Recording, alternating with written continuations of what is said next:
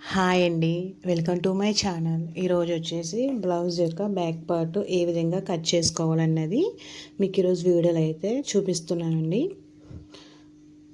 So ముందుగా వచ్చేసి నేనైతే మీటర్ లైనింగ్ అయితే తీసుకున్నానండి. మీటర్ లైనింగ్ తీసుకుని ఇలా రెండు రెండు మడతల మీద అయితే వేసుకోవాలి. క్లోజింగ్ మన వైపు ఉండాలి, ఓపెన్స్ బయట వైపు ఉండాలి.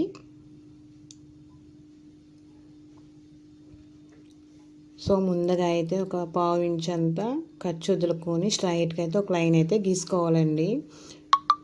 సో ఇది వచ్చేసి 27 సైజ్ బ్లౌజ్ అండి, చాలా చిన్న సైజు.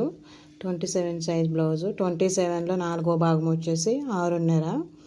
సో 6.5 ఇంచులుగా అయితే ఒక మార్కింగ్ అయితే చేసుకుంటున్నాం.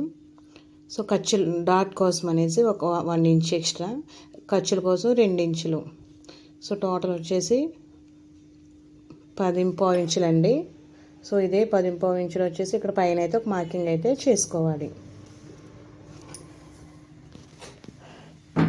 సో స్ట్రైట్గా అయితే ఒక లైన్ అయితే గీసుకోవాలి.